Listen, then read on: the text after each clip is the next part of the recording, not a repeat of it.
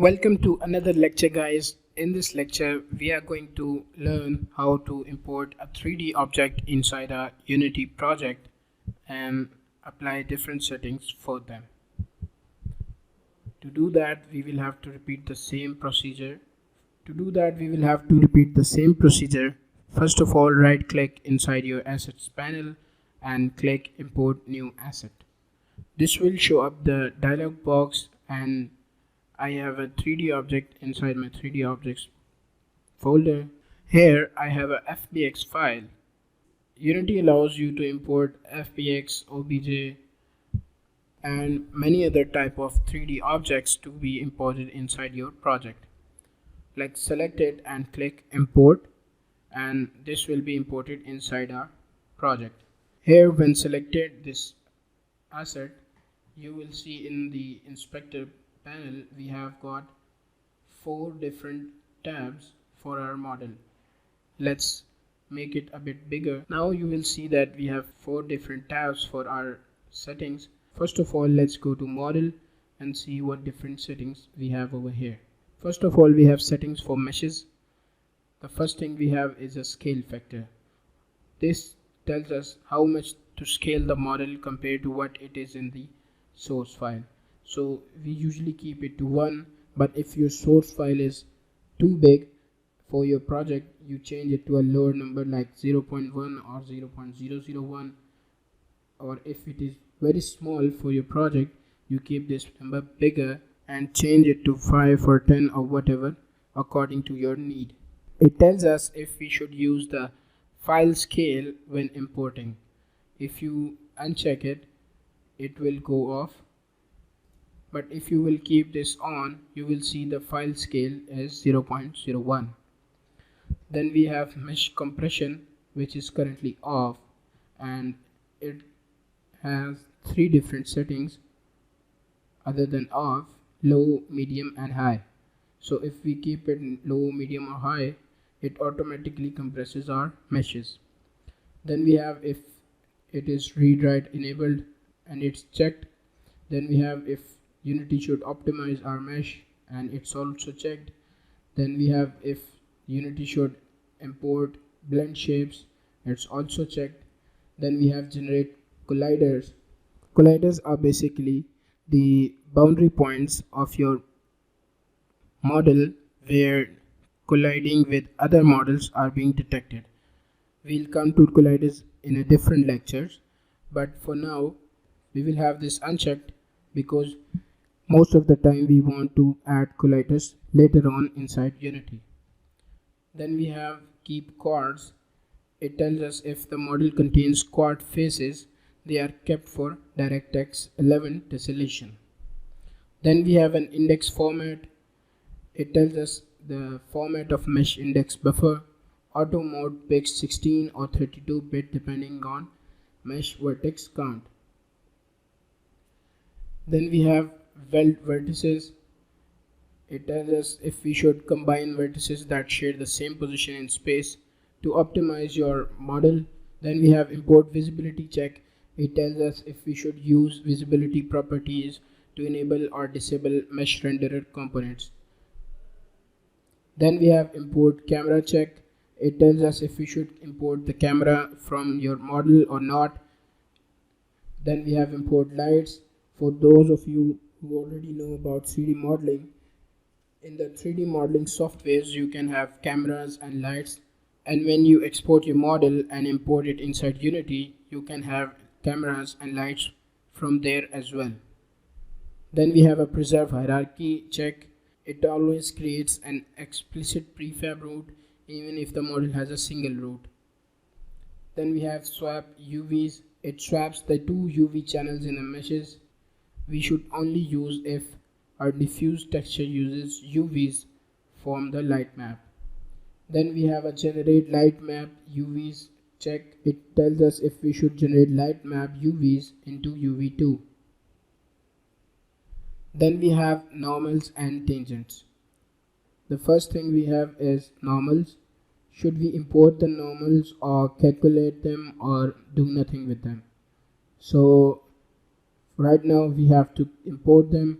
and most of time we have to import them because most of time we have to be importing the models from an exported model of a 3D modeling software. We won't be have to worrying about the normals and tangents. And tangents we have to set it to import, calculate tangent space, calculate legacy split tangents or none. Then we have rig. Rig is basically telling us about the animation type, avatar definition, root node, and should we optimize the game objects or not. So first of all, we have animation type. It is being set to generic. We have legacy, generic, and humanoid, and none. We will select none if there is no animation attached to our imported 3D model. We will select legacy to use the old animation system of Unity. We will set it to generic to use the latest animation system of Unity. We will set it to humanoid if our imported model is a 3D character or a 3D human. Then we have an avatar definition.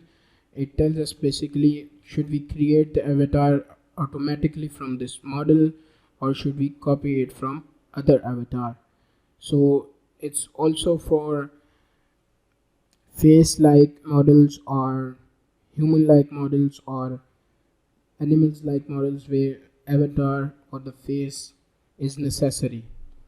Then we have a root node and it's set to none. Basically if we have to do animations ourselves, we have to select a root node so Unity knows which is the topmost node of your model.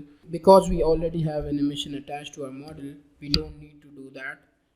That's why we have selected none over here. But if we want to, we can select the different objects inside our model. Then we have the checkbox, should we optimize the game objects or not.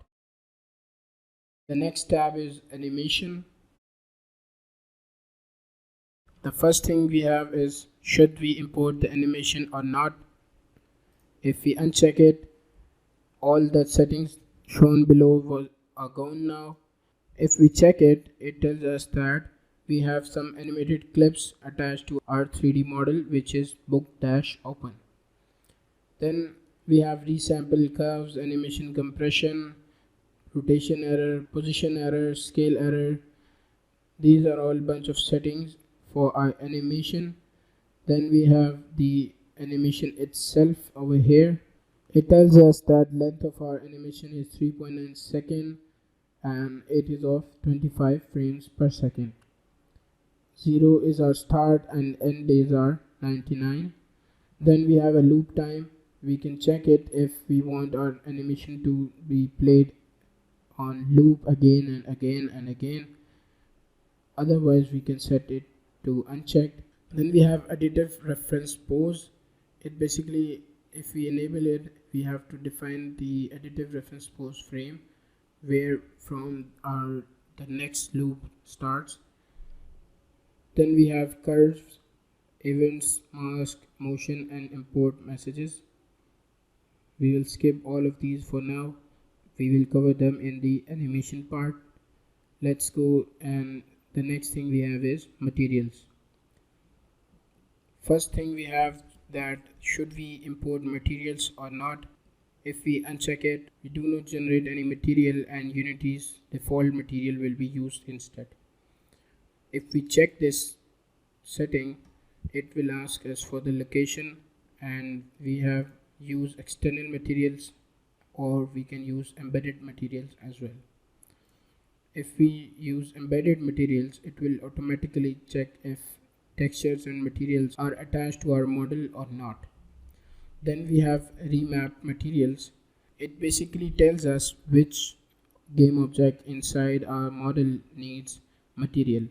So we have on demand remap, which tells us basically we have to create new textures by base texture name, and we can even search inside our Unity project with 3 different type of searches.